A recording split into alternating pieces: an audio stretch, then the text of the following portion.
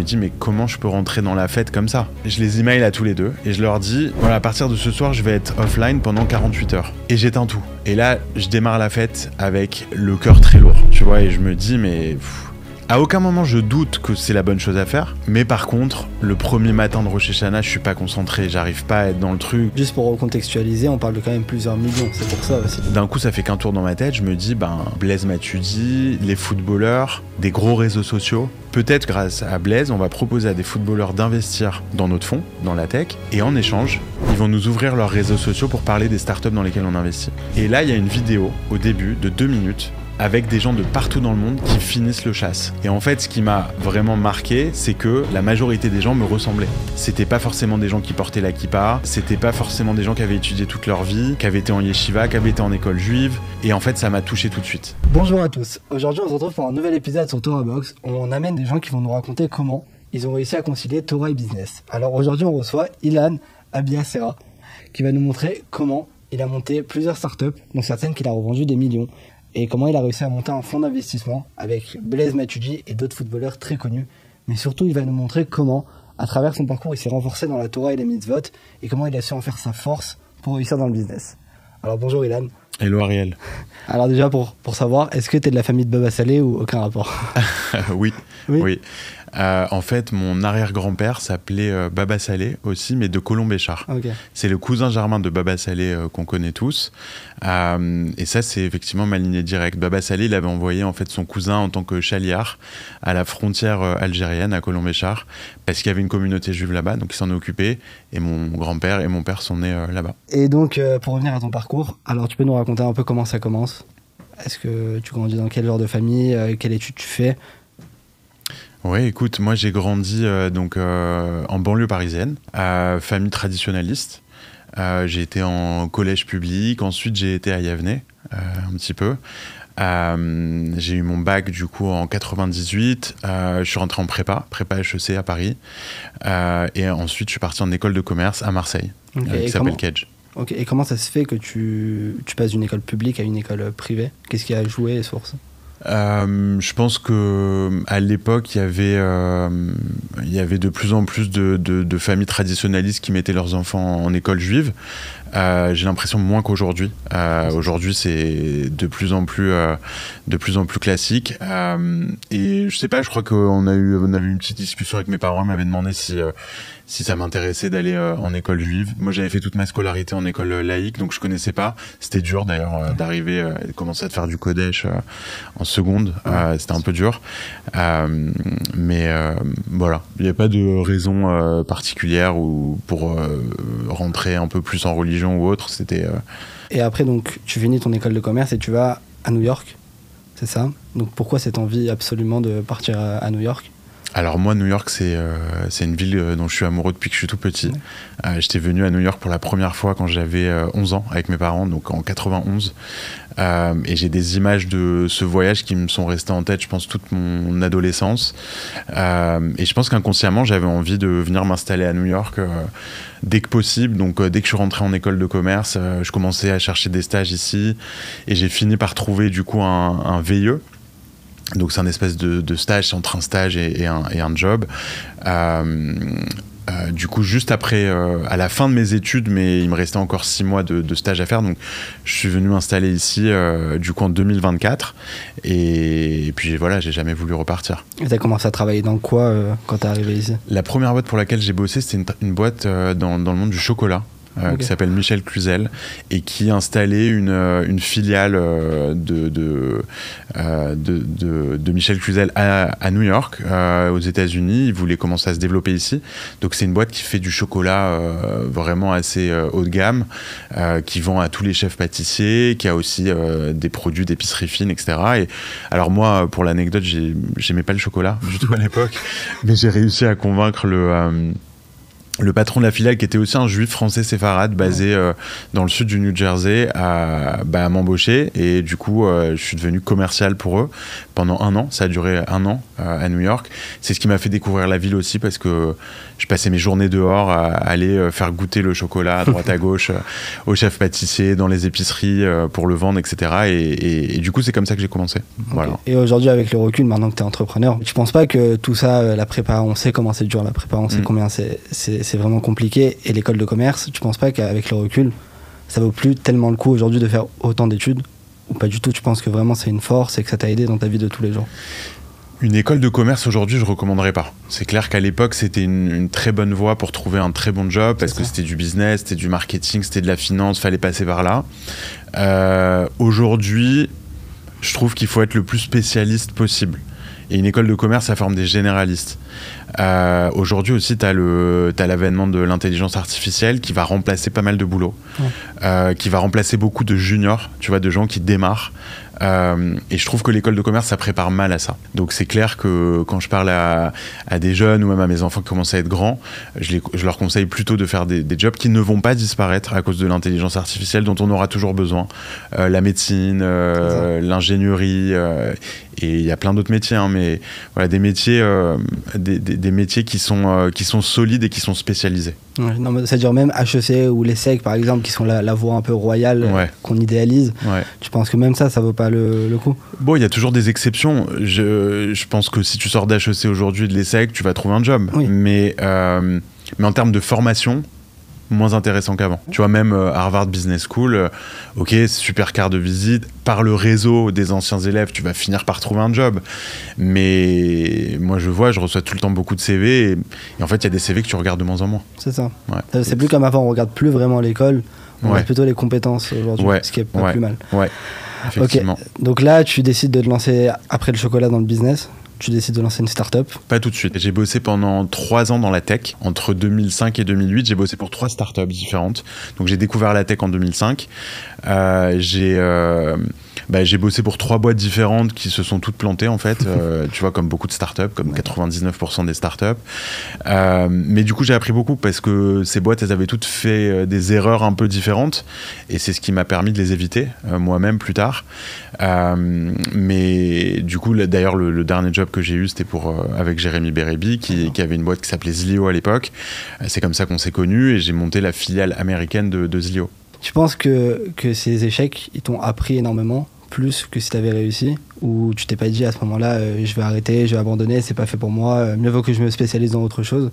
Comment ça s'est passé dans ta tête à ce moment-là? Les échecs, tu les fais dans ta vie. Tu vois, tu vas avoir plein d'échecs. Et quand tu montes des boîtes, il y a plein d'erreurs que tu fais en marketing, en produit, en recrutement, en levée de fonds, en investissement. Enfin, tu vas faire beaucoup d'erreurs dans ta vie, ça c'est sûr. Si tu vois ces échecs et ces erreurs avant de les faire toi-même, avant de monter tes propres boîtes, tu vas les éviter. Tu vas pas les refaire. C'est pour ça que je trouve ça toujours intéressant de commencer à travailler pour des boîtes avant de monter ta propre boîte, parce que tu vas éviter des choses, tu vas aller plus vite, tu vas prendre des raccourcis. Donc, pour moi, c'est une évidence qu'on apprend plus avec les échecs qu'avec les succès.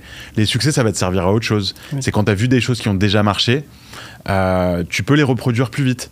Tu as des expériences qui vont plaire aux investisseurs, aux employés que tu vas recruter, parce que tu l'as déjà fait avant. Et du coup, c'est rassurant, tu vois, pour tout le monde. Mais il y a aussi des choses qui ont marché dans le passé qui ne marcheront plus dans le futur. Donc c'est pour ça qu'on apprend plus des échecs que des succès en général. D'accord, et donc là tu te dis c'est peut-être le moment de lancer ma start-up, et tu décides de te lancer à ce moment-là. Donc tu lances Productive. En quoi ça consiste et pourquoi cette fois ça marche mieux que les autres fois? Écoute, on est en 2008, c'est ma première boîte, donc je sais pas si ça va marcher, je sais pas si je suis capable, j'ai 28 ans, même pas, j'ai à peine 27 ans, je viens d'avoir ma première fille, elle a 3 mois quand je décide de monter une boîte, je suis à New York, on n'a pas de savings, d'épargne, on n'a rien en fait, mais ça y est, je suis drivé par l'envie de monter une boîte. J'ai l'impression d'être à peu près prêt. J'ai vu plein de choses avant. J'ai rencontré plein d'entrepreneurs. Et donc on est en 2008. L'iPhone vient de se lancer quelques mois avant. Et on n'a pas encore lancé l'App Store. Et moi, je pense que l'App Store va révolutionner le monde du software. du logiciel. En fait, si tu peux utiliser le software que tu utilises sur ton ordi depuis ton téléphone, recevoir des notifications, etc. Aujourd'hui, on se dit que c'est évident, mais à l'époque, c'était pas encore lancé. Et moi, c'est ça qui me donne envie de lancer un produit, un logiciel, sur un marché particulier. Moi, c'était de la gestion de tâches. Donc, comment tu partages des tâches à l'intérieur d'une équipe, tu vois, gestion de projet, gestion de tâches. Aujourd'hui, il y a des centaines, voire des milliers de logiciels de gestion de tâches. Mais à l'époque, je me suis dit, on va créer le premier logiciel de gestion de tâches qui va être accessible de tous les devices que tu as. Donc, web, desktop, sur ton ordinateur, mobile, mais aussi depuis ton email, depuis Gmail, etc. Et on est les premiers à arriver avec cette vision. Et donc, voilà, je crée un petit business plan, tu vois, une présentation pour essayer d'aller lever un petit peu d'argent.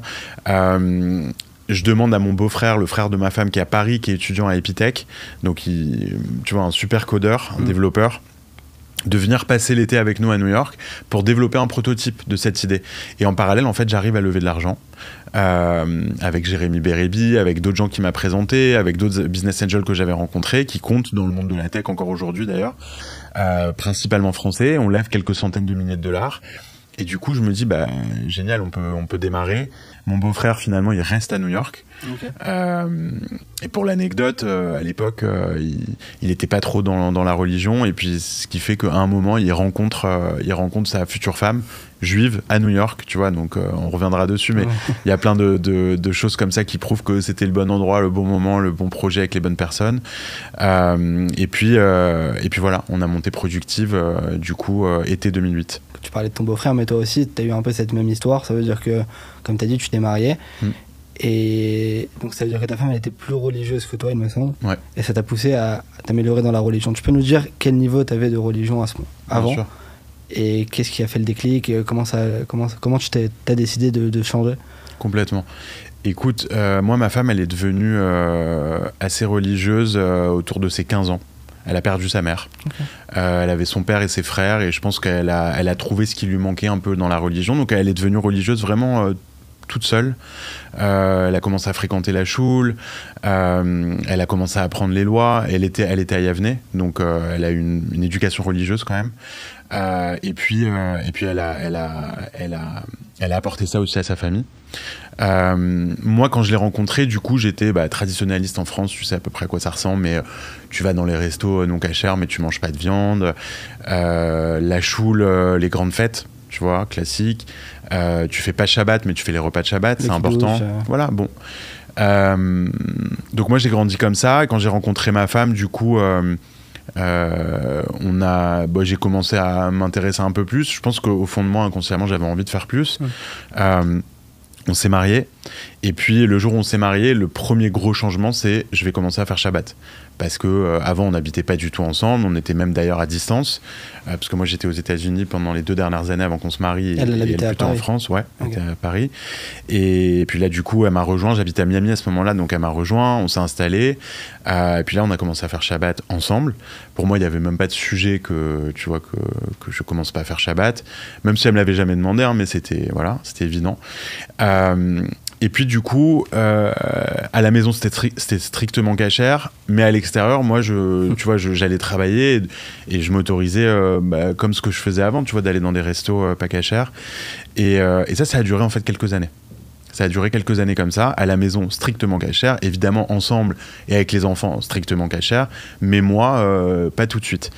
Ça a pris du temps, et même Shabbat, j'ai mis du temps à l'intégrer. C'est-à-dire que je faisais Shabbat, mais au début, c'était pas naturel pour moi. C'est difficile de passer de jamais faire Shabbat à 25 heures sans rien faire, c'est compliqué, quoi. Ouais, je pense que c'est compliqué. C'est pas quelque chose que j'avais démarré tout seul, tu vois. Donc ça a mis du temps. Et puis un jour, je pense que j'ai commencé à l'intégrer quand t'es entrepreneur, que tu bosses non-stop, que t'as beaucoup de stress, t'as beaucoup de pression, etc. Et à un moment, tu comprends l'intérêt de Shabbat. Tu comprends l'intérêt de tout couper, de déconnecter. Moi, j'étais dans la tech. Donc en fait, la connexion, je connais plus que beaucoup d'autres gens. Je suis tout le temps connecté. Je suis le premier à télécharger des nouvelles apps, à avoir le nouveau device. J'ai toujours été très excité par les nouvelles technologies. Donc j'étais plus connecté que la moyenne. Et je pense qu'à un moment, j'ai compris l'intérêt de tout couper 25 heures par semaine et qu'en fait, le monde ne s'arrêterait pas de tourner si j'étais pas connecté, si je répondais pas tout de suite à un investisseur, à un client ou à un employé. Et ce que j'ai vu, c'est que sur LinkedIn, tu partages très souvent ça. Ouais. Dire que Shabbat, même pour un non-juif, c'est une idée révolutionnaire parce que ça permet de couper et après de trouver des idées parce qu'on est plus au repos. Donc c'est magnifique. Est-ce que tu as eu la même vision sur toutes les mitzvot ou c'est vraiment Shabbat où ça a fait le déclic et après ça a joué sur les autres? Shabbat, ça a été le déclic avec aussi, je pense, la cache-route. Tu vois, quand j'ai commencé à intégrer ça, honnêtement, je me souviens pas ce qui m'a donné le déclic. Je crois pas qu'il y ait eu un élément. C'est à force de comprendre, à force d'aller à la synagogue. La synagogue, c'était que le Shabbat. J'allais que le Shabbat. Il est fait, évidemment. Quand j'ai commencé à faire Shabbat, j'ai commencé aussi à faire Yom Tov, évidemment. Mais pareil, tu vois, de ressentir les fêtes, d'être dans les fêtes, d'étudier ce qui allait se passer sur chaque fête, de comprendre en fait l'histoire de chaque fête. Tout ça, ça m'a pris beaucoup de temps. Parce que j'ai pas été en école juive, j'ai pas fait de yeshiva. Et on y reviendra, je pense, mais pour moi, c'est mon grand regret aujourd'hui. C'est le truc que j'aurais aimé vraiment faire. Ça veut dire qu'aujourd'hui, si quelqu'un te demande, tu dis qu'il n'y a pas de question, la yeshiva, c'est... Mon rêve aujourd'hui, c'est à un moment d'étudier au moins 50% de la journée et du reste du temps de travailler parce que j'aime mon travail, j'adore ce que je fais. Pour moi, j'ai pas vraiment l'impression de travailler, donc j'ai pas envie d'arrêter de travailler. Par contre, j'ai envie d'étudier beaucoup plus. Plus t'étudies, moins t'as l'impression de comprendre et de connaître. Donc, et ça, je suis dans cette phase-là maintenant depuis quelques années. Mais quand j'ai commencé à faire Shabbat, ensuite, quelques années plus tard, j'ai commencé à manger strictement kasher, mais tout seul. Tu vois, ça n'a jamais été imposé ni par ma femme, ni par qui que ce soit. Et c'est le moment où j'ai vraiment commencé à ressentir les choses. Et puis, quelques années plus tard, j'ai commencé à vouloir porter la kippa toute la journée. Ça a été vraiment... Et l'étude, pareil, tu vois, ça a démarré tard. Ça a démarré il y a 5 ans, vraiment, où j'ai commencé vraiment à étudier. Par étapes, mais vraiment au moment où je le ressens, j'opère le changement tout seul et très rapidement. Et tu penses que c'est mieux justement de faire étape par étape, aller à son rythme, plutôt que de tout prendre d'un coup? Ça peut être dangereux parce qu'après tu peux tout arrêter du jour au lendemain. Ouais, ça, je pense que c'est comme dans tout dans la vie, quand tu fais des changements radicaux. Pour certains, c'est mieux. En fait, il n'y a que comme ça qui fonctionne. Tu vois, ils changent du tout au tout. Et les gens autour d'eux ne comprennent pas. Ah, t'es devenu orthodoxe du jour au lendemain, tu fais plus la bise, tu vois, tout ça. Et pour d'autres, c'est quand ils le ressentent parce qu'ils en ont besoin. Ils recherchent quelque chose de différent dans leur vie. Ils ont envie d'avancer spirituellement. Ils trouvent quelque chose dans la Torah qu'ils ne trouvent pas dans leur quotidien. À côté de ça, avec leurs enfants, avec le travail, avec tout ce qui t'entoure. Tu vas chercher quelque chose, mais tout le monde n'est pas fait pareil. Et il y a des gens qui ont un choc dans leur vie. Et du jour au lendemain, ils vont aller le chercher dans le judaïsme. Et en fait, tu vois que c'est des gens qui ont changé très vite et en fait, ça leur va très bien. Donc, je pense qu'il n'y a pas de règle. C'est ça. Et du coup, tu aurais un conseil à donner au couple, parce que ça arrive très souvent qu'un des deux soit plus religieux que l'autre. Comment on fait pour s'améliorer, comme tu as fait, sans pour autant imposer? Parce que des fois, ça se voit un peu comme l'autre personne impose et c'est difficile. Donc, quel conseil tu donnerais? Avant de donner des conseils, moi, ce que j'ai observé, c'est que si la femme est plus religieuse, c'est plus facile. C'est plus facile parce que les règles, tu vois, de cache-route à la maison, les règles autour de l'éducation des enfants, tu vois, pousser les enfants à faire Netilat le matin, ce genre de choses. Si t'as pas la maman qui est très impliquée là-dedans, je pense que c'est très dur. Même si les papas s'occupent de plus en plus de leurs enfants et de plus en plus de la maison, il n'y a pas comme une maman. Non, et puis il y a des règles qui sont vraiment, tu vois, qui doivent être vraiment gérées par la femme. Donc ça, en général, c'est quelque chose que tu observes. Si la femme est plus religieuse, c'est plus facile pour le mari de grandir. Le conseil, c'est juste d'essayer, d'avancer ensemble le plus possible. Tu vois, c'est-à-dire que si tu as quelqu'un qui avance plus vite que l'autre, ça va devenir très compliqué. Ça, c'est sûr. À un moment, il va y avoir un disconnect parce que les deux n'ont pas envie d'aller dans la même direction. Et ça, c'est la base, je pense, de tous les couples. C'est d'être capable d'avancer ensemble, de faire des choses qu'on a envie de faire ensemble. La deuxième chose, c'est de rien imposer à son conjoint. Parce que quand tu imposes, je sais pas pourquoi, je sais pas l'expliquer, mais t'as envie de faire l'inverse. Tu vois, il faut amener. Il faut amener... marocain. Marocain encore plus. Marocain encore plus. Non, mais c'est vrai, on n'aime pas, tu vois, se faire imposer quoi que ce soit dans notre vie en général. Et plus tu prends en âge et moins t'as envie qu'on t'impose des choses, t'as envie de les choisir. Et donc c'est vrai que ça en général ça ne marche pas de dire à ta femme ou à ton mari j'aimerais que t'ailles à la choule le matin, j'aimerais que t'arrêtes de faire la bise au garçon ou de mettre j'aimerais que tu te couvres la tête.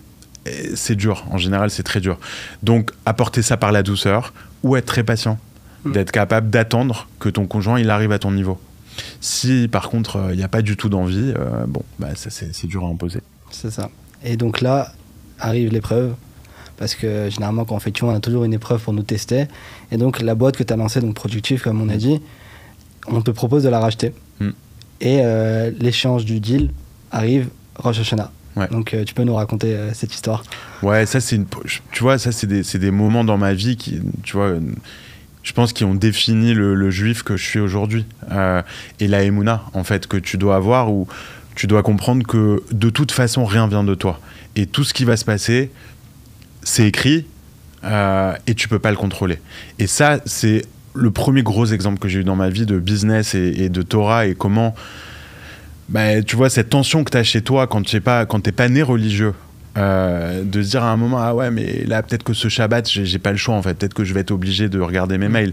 Là en l'occurrence c'était pas un Shabbat, c'était Rosh Hashanah, donc on était en train de vendre Productive à une boîte de la Silicon Valley, et puis on était très avancé dans les négociations et il y a un blocage entre mon plus gros investisseur, un Américain, et un Juif d'ailleurs, et l'acquéreur. Ils s'entendent pas, ils se mettent pas d'accord sur le prix. Moi je suis aligné avec les termes du deal, mais eux ont un droit de veto, ils peuvent bloquer le deal, et donc s'ils sont pas d'accord ils signeront pas. Rosh Hashanah c'est le soir même, et vraiment on négocie tu vois des allers-retours depuis vraiment des jours entiers, et là il y a un point de blocage, mais ils se sont jamais parlé, c'est toujours moi l'intermédiaire. Et Rosh Hashanah arrive, je me rappelle, on passait les fêtes à Montréal dans la famille, et j'ai un niveau de stress vraiment assez élevé. Je me dis mais comment je peux rentrer dans la fête comme ça?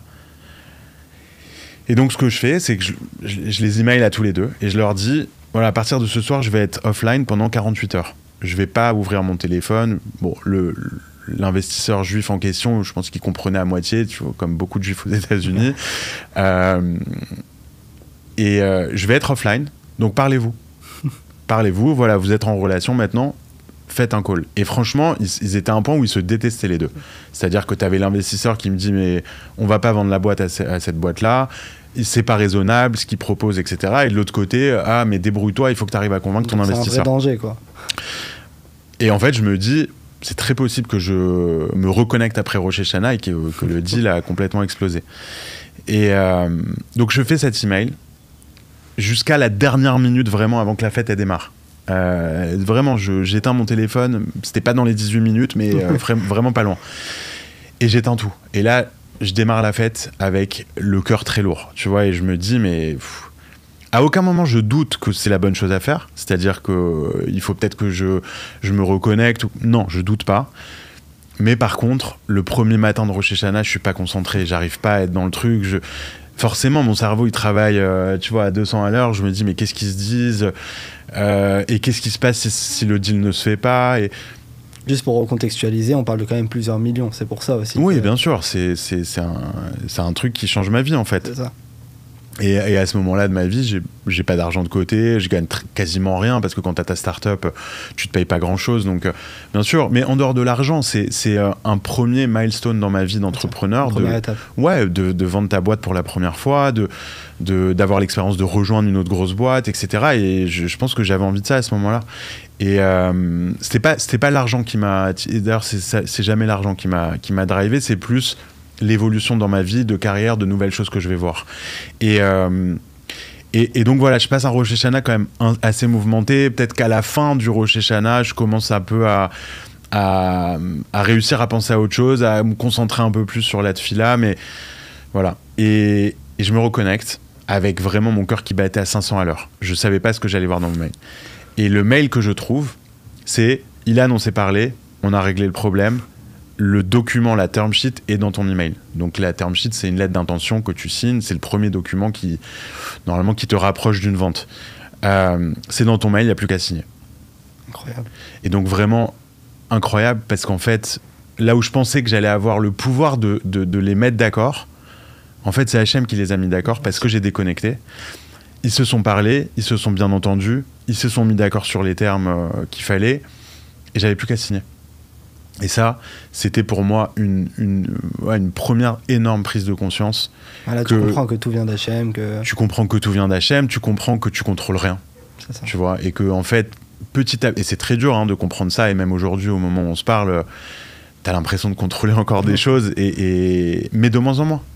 Et tu relâches la pression de plus en plus. C'est dur de trouver la limite entre qu'est-ce que je dois faire et qu'est-ce que H&M attend de moi. C'est dur de trouver le bon point entre là. Là, doute et exactement, et le reste, c'est sûr. Mais ça, j'ai toujours compris qu'il y avait l'effort qu'on devait faire. Toujours. Bien sûr. Tu vois, les premières questions qu'on va te poser quand tu deviens religieux et qu'il y a des trucs qui te stressent plus, c'est ah ouais, mais alors si H&M il fait tout, tu vois, pourquoi j'attends pas dans mon canapé que l'argent il tombe du ciel, que les deals ils viennent tout seuls, que ça c'est aussi quelque chose qu'il faut comprendre, c'est-à-dire jusqu'où tu dois faire l'effort.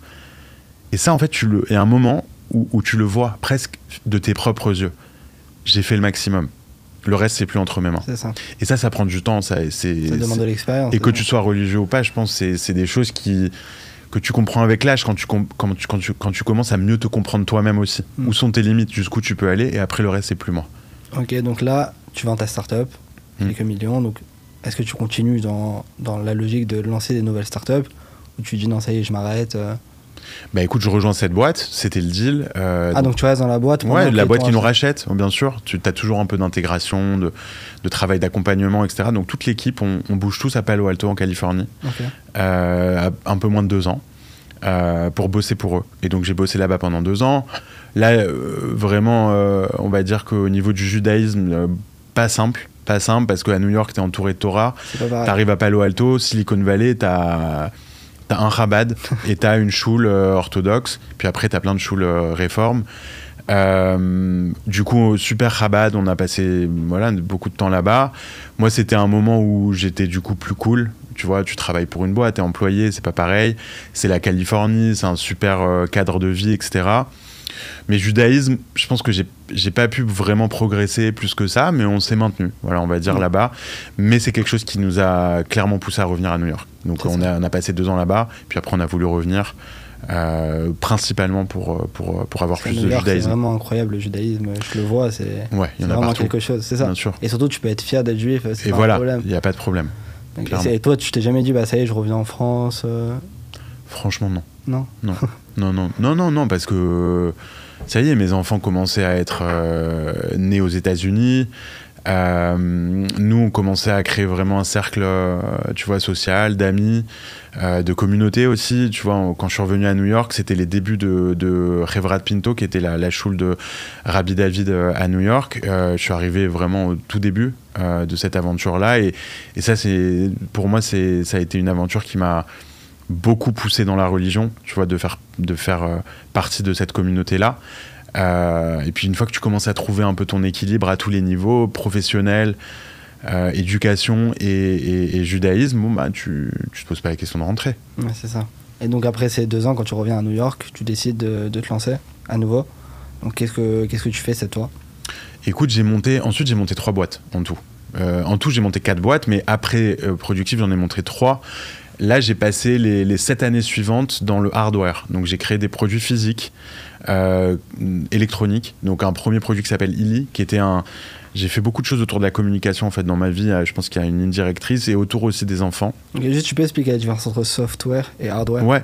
Software, c'est du logiciel. Donc, tu vas créer une app. Tu vois, typiquement, ça, c'est du logiciel.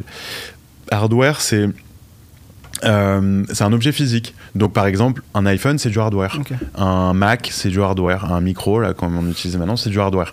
Donc j'avais envie de construire un produit physique. J'avais une idée de téléphone de maison, téléphone fixe complètement réinventé pour mes enfants, pour les connecter à leur famille qui sont partout dans le monde. Aux États-Unis, c'est aussi vrai. Les enfants sont souvent loin des grands-parents, des cousins, etc., parce que c'est un grand pays. Et je me suis dit, les enfants quand même de moins de 10 ans, ils n'ont pas de téléphone, ils n'ont pas d'iPad, en tout cas, ils ne sont pas censés avoir de device.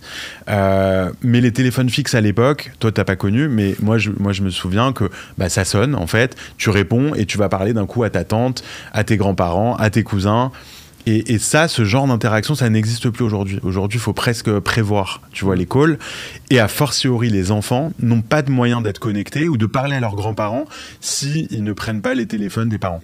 Nous, on a toujours fait très attention à ça. On n'a jamais voulu leur acheter d'iPad ou d'iPhone trop tôt. Et donc, du coup, j'ai eu cette idée de créer un device qui est posé, qui est fixe, en fait, avec un grand écran. Et dessus, tu as les photos des membres de ta famille. Et en fait, quand tu appuies dessus, tu peux faire un vidéo call avec eux, un call, ou leur envoyer des dessins, ou leur envoyer des photos. Et de l'autre côté, les parents ou les grands-parents, ils vont avoir l'app de Illy sur leur téléphone. Donc, on avait créé un réseau social familial avec un device physique pour connecter ceux qui ne sont pas encore connectés, donc les enfants en bas âge. Donc qu'est-ce que tu penserais aujourd'hui de tous les gens qui donnent les téléphones très tôt aux enfants? C'est un vrai problème, ça. C'est un énorme problème. Franchement, je pense que c'est une des grandes tristesses de ma vie aujourd'hui, c'est qu'on a participé à créer un monstre, tu vois, tous les gens qui travaillent dans la tech.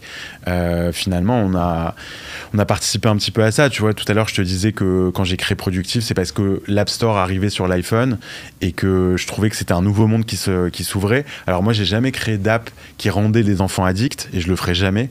Mais quand tu regardes les réseaux sociaux, etc., aujourd'hui, c'est très, très, très difficile de les éviter. Même si tu pousses le plus tard possible, à un moment, tu as la pression sociale de la classe, etc., qui fait que si ton fils ou ta fille, c'est les derniers à avoir un téléphone dans leur classe, en fait, ils vont être mis de côté, tout simplement. Et tu n'as pas non plus envie de ça. Et donc, quand tu vis dans une ville moderne, que tu vis pas à Jérusalem ou à Bnei Brak, t'es confronté à ça et t'es confronté à la société et à un moment t'es obligé de... Voilà, mais le plus tard possible et en contrôlant le plus possible, nous on fait vraiment le maximum pour... on limite le screen time, tu vois, même ma fille qui a 17 ans, mon fils il a 15 ans, ils ont un screen time, tu vois, ils ont des limites. C'est important. Donc, ouais, très important et c'est presque déconnecté de la Torah. Tu vois, ma fille, elle est dans une école de filles à Manhattan, qui est une école incroyable, qui apprend vraiment aux filles à devenir des femmes, mais aussi des femmes qui s'assument, qui travaillent, etc. Enfin, c'est une école vraiment extraordinaire. Et quand elle est rentrée là-bas au lycée, je me rappelle d'un intervenant qu'ils ont fait venir pour parler aux parents. Et pendant une heure, il nous a parlé de l'impact des téléphones, des réseaux sociaux, etc., sur les adolescents et les adolescentes. Et en fait, pendant une heure, il nous a donné des tonnes d'arguments. C'était vraiment incroyable, c'était hyper intéressant. Et à la fin, il nous dit, je ne sais pas si vous avez remarqué, mais je n'ai pas parlé une seule fois de judaïsme ou de Torah. Et c'est ça, en fait, l'approche qu'on doit avoir avec nos enfants. Parce que si on leur explique toute la journée qu'ils voient des contenus qu'ils ne devraient pas voir, et ça, c'est très lié au judaïsme, et c'est la vérité, hein, c'est la réalité. Mais si tu focuses que sur ça, tes arguments, en fait, tu ne peux pas sensibiliser tes enfants au sujet. Surtout s'ils sont dans une phase adolescente où ils peuvent être un peu en rébellion avec plein de choses, dont le judaïsme. Tu vois, c'est ce qui est aussi possible. Et donc c'est un sujet qui est très important d'éducation, et moi qui me préoccupe pas mal. D'accord. Et du coup, est-ce que cette start-up et les autres que tu vas lancer après, elles vont réussir comme Productive ou... Franchement, il y a eu de tout, tu vois, et ça, c'est la vie des startups. Moi, j'ai toujours créé des produits qui n'existaient pas. Je me suis jamais focalisé sur, tu vois, remplacer des produits existants qui marchent, mais qu'on va faire mieux. T'as plein d'exemples, hein, mais il y a plein d'entrepreneurs qui font ça, tu vois, qui vont dire, ah tiens... Il y a cette chaîne de fast-food qui est McDonald's qui existe depuis des dizaines d'années. En fait, je vais faire un nouveau McDo plus moderne, moins cher, plus healthy, etc.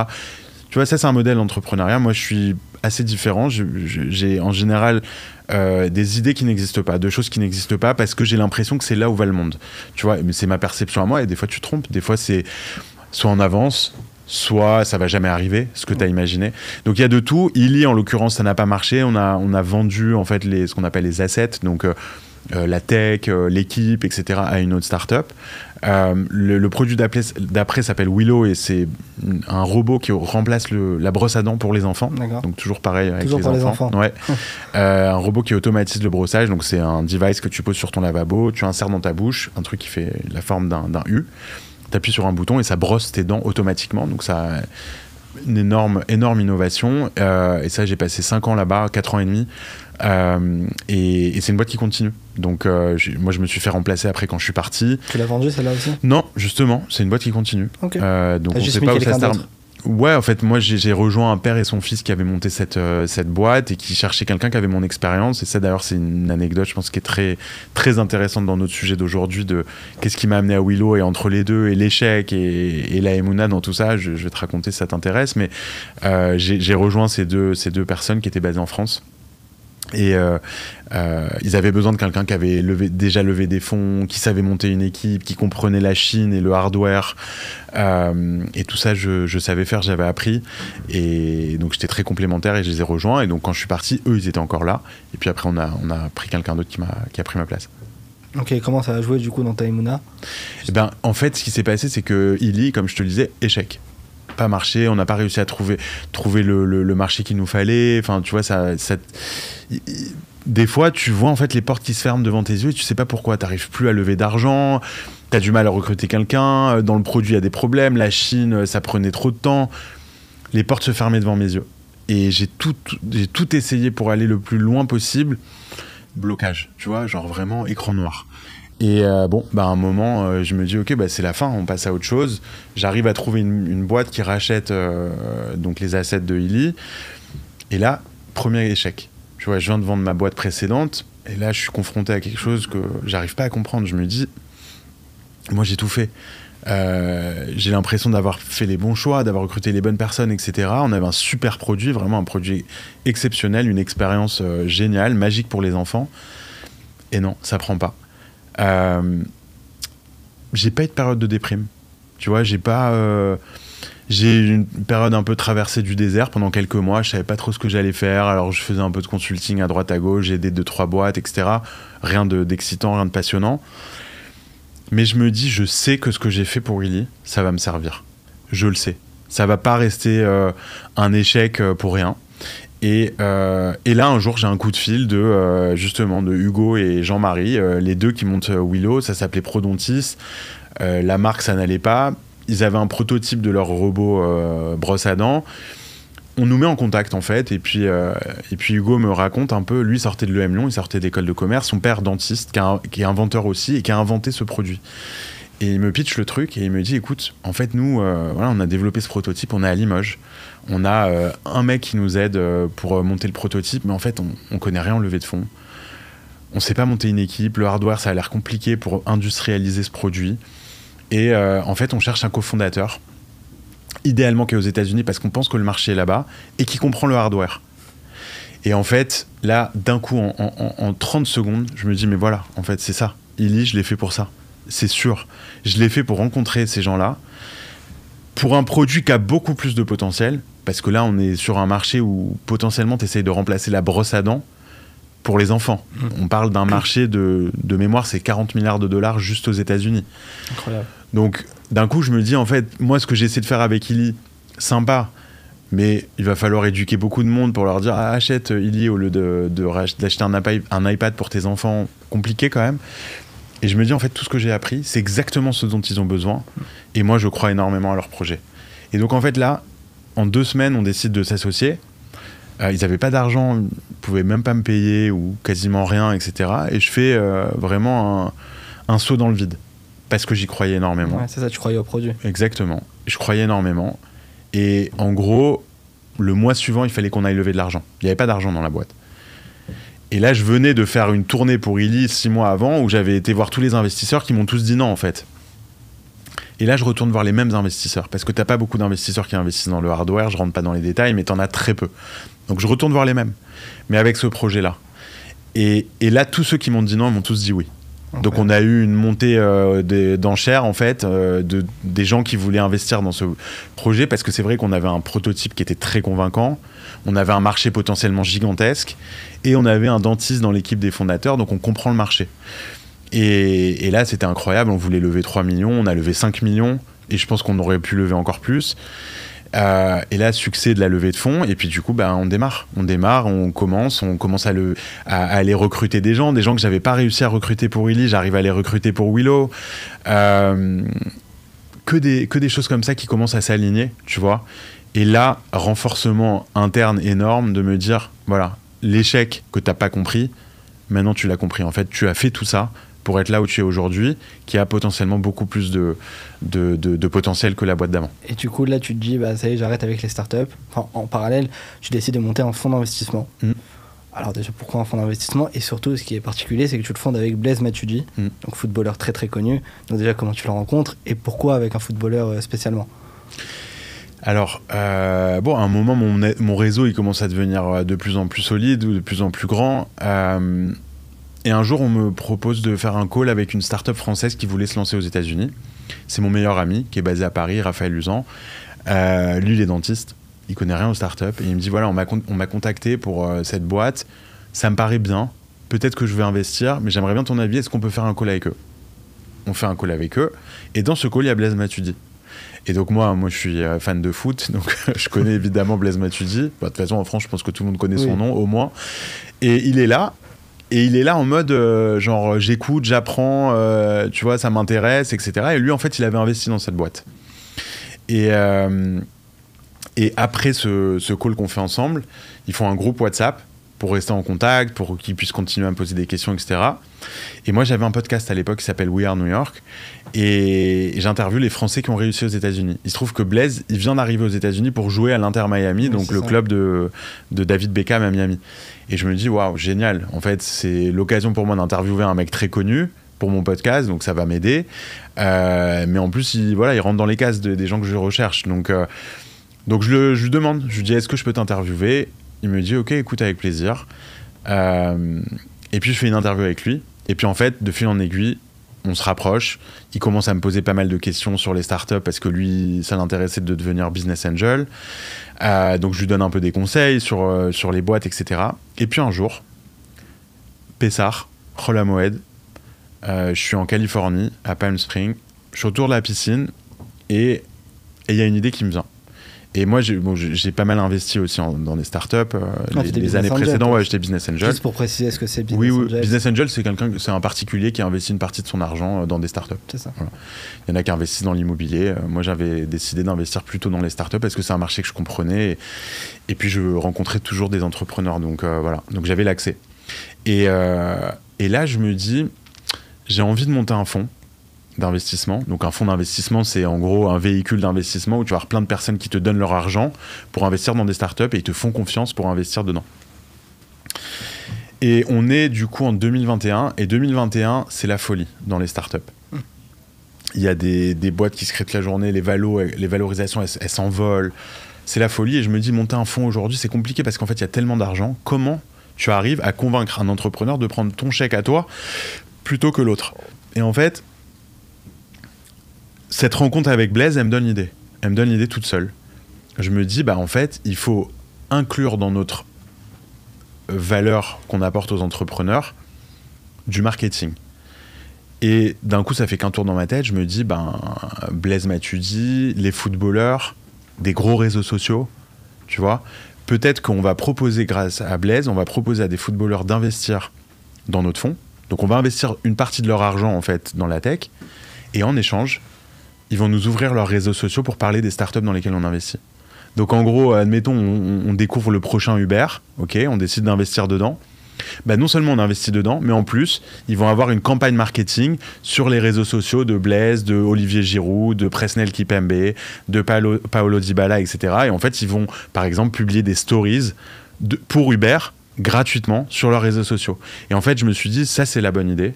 Et je pitch Blaise. Et je lui envoie une note vocale de 7 minutes. Je me rappelle, et il écoute pas, tu vois, et 48 heures après, je le texte, je lui dis, écoute, peut-être que cette note vocale, elle peut changer ta vie, écoute-la. Il m'a dit, ok, il écoute, il me dit, let's go, c'est une excellente idée, il faut qu'on le fasse, moi j'ai envie de faire plus d'investissements, etc. Et donc on s'associe avec lui, on s'associe aussi avec Salomon Ayache, qui est basé à Paris et qui est un très très bon ami à moi, aussi franco-américain, et lui il était chez Facebook. Et lui, il me dit tout de suite, c'est l'idée du siècle, j'aimerais vous rejoindre, je veux bosser avec vous là-dessus, etc. Et pour l'anecdote, Salomon, il continue aujourd'hui Origins. Toi, t'as arrêté? j'ai pas arrêté, mais on a fini d'investir le fonds Origins qu'on avait levé du coup à l'époque. Et là maintenant, s'il y a une suite pour Origins, ça viendra de lui, ça viendra plus de moi parce que maintenant moi je fais autre chose.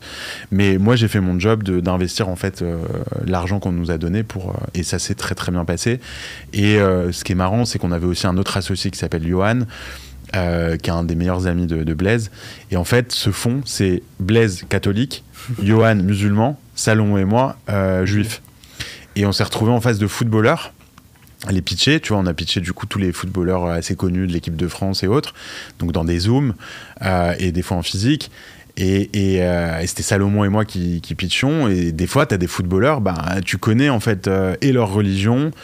Et même, tu vois, les supports qu'ils peuvent parfois porter tu vois, à Gaza ou à autre. Et c'est pas facile. En fait, on s'est retrouvés dans cette situation. On n'a jamais été challengé parce qu'on était juifs. Mais justement, au contraire, je pense qu'on a participé à donner une image un peu différente. Peut-être que certains d'entre eux avaient des juifs. Et parce qu'on était associé à Blaise, parce qu'on était associé à Johan, et qu'on a toujours montré de l'honnêteté, de la transparence. Tu vois, on disait aux footballeurs, l'argent que vous investissez chez nous, peut-être que vous allez le perdre. Tu vois, genre, on leur vendait jamais de rêves en leur disant ça va être du x10, etc. Pas du tout, on a toujours été très honnête. On a dit voilà, on pense qu'on peut vous rendre votre argent en multiple de 1, 2, 3, 4, ok, mais c'est aussi possible que vous le... Et donc tu vois, ça c'était important pour nous, avec Salomon, de donner un peu une belle image du juif. Du qui touche Hachem. Ouais, qui touche Hachem, à des gens dont on savait, tu vois, je vais pas citer de nom, mais on sait qu'ils sont très impliqués dans leur religion à eux, pour le coup. Ouais, généralement, parce que je pense qu'ils connaissent pas de juifs et ils ont pas la bonne image qu'il faut, mais voilà, exactement. Ça a dû jouer. Exactement, ils connaissent pas. Et donc là, ensuite, tu vas à Content Square. Ouais. Et donc, qu'est-ce que c'est et qu'est-ce que tu fais là-bas? Alors écoute, j'ai rejoint Content Square du coup il y a une dizaine de mois maintenant. Aujourd'hui, je dirige la stratégie de la boîte et ce qu'on appelle le corporate development, c'est l'équipe qui rachète des boîtes. Content Square est assez connu pour être fort en acquisition, donc ils rachètent des boîtes, c'est comme ça qu'ils grossissent plus vite, ce qu'on appelle la croissance externe. Content Square, ça a été monté par Jonathan Cherki, qui est un juif français, né à Marseille, qui a monté cette boîte quand il était à l'ESSEC, donc il y a une douzaine d'années maintenant, et qui n'a fait que ça dans sa vie, qui a une réussite extraordinaire, et qui est aussi un mec extraordinaire, d'une simplicité, d'une générosité incroyable, qui a porté la boîte vraiment sur ses épaules. Et puis maintenant, Content Square, c'est une très belle boîte de software, donc c'est un logiciel d'analytics. Tu vois, quand tu as un site e-commerce, quand tu as une banque, une app, etc., c'est ce qui va te permettre de comprendre ce qui se passe sur ton produit et de prendre des décisions pour améliorer la conversion de ton site e-commerce ou autre. Donc c'est un produit qui est très solide aujourd'hui, qui a des milliers de gros clients, 1600 employés à travers le monde. Ouais. Et lui a bougé à New York il y a 7 ans maintenant, avec Content Square. Et donc voilà, moi je l'ai rejoint du coup l'été dernier, quand je pense que j'étais prêt à voir quelque chose un peu différent en termes de taille d'entreprise, en termes de... Voilà. Du coup là, avec tout ce que tu fais, le fonds d'investissement, tu travailles à côté, comment tu trouves le temps pour étudier la Torah? Ouais, c'est une bonne question. Je pense que c'est le plus gros challenge de nos jours pour tout le monde, c'est de trouver le temps pour faire des choses qu'on a envie de faire. En fait, l'étude, moi, c'est arrivé avec un événement qu'il y a eu il y a 5 ans et demi maintenant à New York, le Siyum HaShas. Il y a des événements pour le Siyum HaShas partout dans le monde, très gros. Mais New York, c'est 100 000 personnes. Ouais, c'est dans un stade au MetLife, ouais. C'est un stade dans New Jersey. Et en fait, justement, on va avec notre RAV de Revrad Pinto, là-bas, qui est un Américain de Lakewood. Il nous amène, il décide de nous motiver pour aller là-bas, pour voir ce que c'est, tu vois. Et on va là-bas, je sais même pas ce que c'est le chasse quand j'y vais. Je te dis honnêtement, enfin, je sais ce que c'est la Gemara, je sais ce que le Talmud, mais je n'étais même pas capable de te dire que le Talmud c'était la Gemara plus la Mishnah. Enfin, tu vois, j'avais fait peut-être quelques cours où je comprenais rien les années d'avant. Et après, j'étudiais un petit peu, tu vois, quand même, le Shabbat, le Chumash, etc., tout seul. J'ai toujours eu plein de livres et de quoi faire, mais jamais de manière sérieuse comme le Talmud. jamais de manière sérieuse. Et donc je vais là-bas et en fait, événement à l'américaine, des écrans de tous les côtés, des intervenants hyper inspirants, etc. Et là, il y a une vidéo au début de 2 minutes avec des gens de partout dans le monde qui finissent le chasse. Et en fait, ce qui m'a vraiment marqué, c'est que la majorité des gens me ressemblaient. C'était pas forcément des gens qui portaient la kippa, c'était pas forcément des gens qui avaient étudié toute leur vie, qui avaient été en yeshiva, qui avaient été en école juive. Et en fait, ça m'a touché tout de suite. Et je pose la question à mon Rav, je lui dis, est-ce que je suis capable de démarrer le prochain cycle? Ça a démarré 4 jours après. C'était le 1er janvier 2020. 1er janvier 2020, exactement. Et donc, il y a pile 5 ans et demi. Et il me dit, il était un peu surpris que je lui pose cette question. Et il me dit, bah, why not, tu vois, et vas-y, essaye. Et là, du coup, le Shabbat d'après, donc le nouveau cycle démarrait le dimanche. Et entre-temps, il y a Shabbat, on va à la choule. Et là, donc moi, je commence à me dire, ouais, je vais le faire. Et pour info, on est 2 mois avant le début du Covid. Hein. C'était à ce moment-là.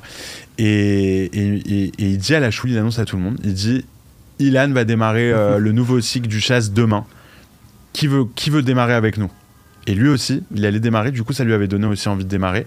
Et là, il y a 2 autres personnes, des bons copains à moi, qui disent ouais, allez, on essaye. Et 5 ans et demi après, on est tous dedans. Exactement. Donc j'ai commencé le DAF à Yomi à ce moment-là, du coup en 2025. J'ai commencé avec des cours, il y en a plein partout à New York, à côté de chez moi, Ashkenaz. Du coup très dur au début, mais je me suis accroché. C'était Berachot, le premier traité. Et je me suis accroché. Et puis après, au bout de 2 mois, ils ont arrêté ces cours, il s'est passé en Zoom. C'est plus difficile. Parce que voilà, il n'y avait plus personne. C'est plus difficile. J'ai arrêté du coup les Zooms avec eux et j'ai commencé à faire via des podcasts. Du coup, la majorité du temps tout seul, podcast, et le DAF Yomi édition travel, donc c'est plus petit, tu vois, donc je peux l'emmener partout et traduit en français. Et ça marche bien. Non, ce qui est incroyable ici aux États-Unis, c'est que je le vois quand tu vas à la prière le matin ou même dans les entreprises, c'est qu'il y a énormément cette culture du DAF Yomi. Ils adorent, tout le monde le fait ici, c'est incroyable. Bah, souvent, tu prends des avions pour aller à Miami, à Los Angeles ou autre, tu vas toujours voir quelqu'un avec son DAF c'est super. Ouvert. Et ça, c'est un des trucs, moi, qui m'émeut le plus, en fait, c'est d'être toujours avec mon DAF. Je suis toujours avec mon DAF. Partout où je vais, en fait, je l'ai avec moi. Pour quand j'ai 15, 20, 30 minutes, parce que ça arrive des fois de sauter un soir parce que tu peux pas, les journées, elles sont pas, on peut pas les étendre. Donc, ce que j'ai fait, c'est que à chaque fois que je suis dans une situation où j'étudie dans un endroit qui est pas forcément hyper adapté ou classique, je vais prendre une photo du DAF et du paysage derrière, tu vois. Et ce que je me dis depuis le début, c'est si Dieu veut, on aura fini le prochain cycle. Dans 2 ans, je crois que c'est le 7 juin 2027, donc c'est dans 2 ans si Dieu veut. Et ben je ferai un mix, une vidéo de toutes ces photos de là où on a étudié le DAF pour pouvoir la partager et pour pouvoir montrer que c'est accessible vraiment à tout le monde. Et en fait, quand tu réfléchis au début, tu te dis mais qui peut faire ça? En fait, quand tu as une vie aussi busy à New York, du travail plus le reste, comment tu peux étudier tous les jours? Et en fait, je trouve que ça, c'est le plus grand bénéfice du DAF Yomi, c'est de te montrer que tu es capable. Ça veut pas dire que tu comprends tout. Tu passes pas beaucoup de temps. C'est un exercice qui est complètement différent d'une étude approfondie d'un traité, et ça, c'est pour moi le next step. J'ai envie il y a certains traités qui m'ont vraiment donné envie de faire beaucoup plus, et on va trop vite sur les traités, mais c'est pas grave, en fait ça t'apprend la routine quotidienne de l'étude et être rigoureux, c'est ça le plus important. Et être rigoureux, exactement. Et ça, je pense que c'est pas pour tout le monde. Le DAF Yomi, il y a des gens qui préfèrent faire 3 heures d'affilée que de faire 30 ou 45 minutes tous les jours. Moi, je suis capable d'arranger ma routine pour faire plus de choses chaque jour, et c'est comme ça que c'est rentré dans mon quotidien. Et tu penses que ça sera ta plus grande fierté quand tu auras fini le chasse? Franchement, rien que j'y pense à ce 7 juin 2027, je suis ému, tu vois, j'ai les larmes qui montent, j'ai envie que toute ma famille soit là, j'ai envie d'aller aussi au chasse qu'on fera si Dieu veut là-bas ou ailleurs. Tu seras dans la vidéo des 2 minutes, ça te je sais pas s'ils me contacteront, il y a des dizaines de milliers de gens, mais ouais, ça va être une fierté extraordinaire de se dire que en fait tout est possible, que quand tu commences quelque chose, là, Doute, on en parlait tout à l'heure, quand tu commences quelque chose, Hachem, il va t'aider, le reste. Tu vois, même des fois, j'ai eu des opérations, j'ai eu des voyages, tu vois, des trucs compliqués, etc. Bah, tu rattrapes, t'arrives à rattraper, et Hachem, il va t'aider, et c'est un objectif qui est honnêtement atteignable par beaucoup, beaucoup de gens. Il faut pas attendre le prochain cycle. D'ailleurs, tu vois, moi, j'ai essayé de convaincre des copains autour de moi de prendre le truc en cours de route, c'est pas grave. Tu commences le traité en cours, tu suis le rythme. Et si tu es prêt à le faire aujourd'hui, n'attends pas le prochain cycle pour dire que tu vas démarrer. Et maintenant, moi, ma plus grande envie, c'est de démarrer le cycle une deuxième fois. Je suis pressé de repasser sur tous ces traités. Et donc, est-ce que tu auras un conseil pour finir à donner à ceux qui arrivent pas forcément à trouver le temps pour étudier ou qui ont l'envie mais qui trouvent pas le temps? Comment on fait pour s'arranger au mieux, pour concilier un petit peu business et Torah? Écoute, je pense qu'on a tous besoin d'inspiration. On a tous besoin de gens qui vont nous donner envie de démarrer quelque chose, un déclic. Je pense que quand on vit nos vies classiques et qu'il y a le quotidien, il y a la routine, il y a les enfants, il y a le travail, etc., on a du mal à se dire comment on peut faire plus. Et en fait, la réalité, c'est que les gens les plus occupés du monde arrivent à se libérer du temps pour quelque chose qu'ils ont vraiment envie de faire. Quand tu étudies, que tu le fasses seul ou que tu le fasses avec un rave, tu vois, c'est pas moi par exemple, j'étudie pas beaucoup encore avec un rave, j'aimerais, mais c'est compliqué parce qu'il y a toujours des problèmes d'emploi du temps. Là au moins quand tu étudies seul, tu comptes sur personne, et en fait aujourd'hui tu as tellement de contenu. Je vois rien que d'être dans les groupes WhatsApp de Torah Box, de plein de raves qui diffusent leurs vidéos qui durent 2 minutes, je pense au Ravishai, il y en a plein des rabbinim comme ça qui partagent du contenu là où tu es. Et en fait je trouve que c'est la première étape. Moi dans mon Instagram, j'ai plein de raves. Je te jure, je suis... Et en fait, ça me force à écouter ou à partager quelque chose. Il y a un groupe WhatsApp qui s'appelle Vayemen. Ouais, extraordinaire. C'est américain, ça. Ouais, c'est américain, mais il y a le groupe WhatsApp français. Ouais, français, ils l'ont fait en français. Exactement. Donc moi, je suis sur le groupe français, c'est en l'occurrence. C'est les meilleures vidéos. C'est incroyable. C'est sur Shmirataïn. Et c'est des messages de 2 minutes de gens très inspirants. Ça, c'est de l'étude. Oui, c'est des gens en plus qui ont super bien réussi. C'est des gens qui ont très bien réussi. Donc c'est des très bons exemples. Il y en a un qui s'appelle Don Garmézian qui a l'American Dream Mall à New York, et bon, c'est une énorme famille, les Garmézian. Il a posté une vidéo sur ce groupe il y a une semaine, et il te montre comment le business et la Torah, ça marche ensemble, c'est main dans la main. En fait, aujourd'hui, peut-être que si tu n'arrives pas à étudier tous les jours, tu commences à suivre ces gens, ces comptes, ces groupes, pour même passivement commencer à avoir du contenu qui va t'intéresser. Après, tu vas avoir envie de faire plus de choses. Moi, il y a quelques mois, donc moi, depuis le 7 octobre, je vais à la choule maintenant tous les matins. Bon, déjà, c'est tu vois, une routine supplémentaire, et pareil, je peux plus m'en passer maintenant. Et ben, il y a quelques mois, je me suis dit, ok, qu'est-ce que je peux faire encore de plus le matin? Et je me suis rajouté Shmirat Halashon tous les matins. Tu vois, c'est une page, c'est rien, ça prend honnêtement 2 minutes. Sur le Lashon Hara, etc., et ben, je sais que ça a eu un impact ces derniers mois sur moi. Je fais de plus en plus attention à ça. C'est des petits trucs, c'est des petits gestes, et ça peut être dans ton quotidien déjà, parce que si tu vas déjà sur Insta, et si tu vas déjà sur WhatsApp, ces contenus, ils sont là-bas. Fais les chercher, et c'est ça qui va te donner envie de faire plus. Moi, c'est comme ça que j'ai commencé aussi. Ok, et dernier petit conseil, qu'est-ce que tu dirais à un jeune qui veut se lancer, qui veut réussir en quelque sorte dans la vie professionnelle et dans la Torah? Quel conseil t'aimerais lui donner, t'aurais aimé qu'on te donne à toi quand t'étais plus jeune? Je pense que les deux choses. Le travail. Je pense qu'aujourd'hui, on a de moins en moins la valeur travail, et qu'on est de plus en plus passif, tu vois, sur les opportunités. Peut-être que inconsciemment ça vient de tout ce nouveau monde un peu des influenceurs, des créateurs de contenu, où on a l'impression que en fait en étant toi-même tu peux déjà très bien gagner ta vie et il n'y a pas besoin de bosser.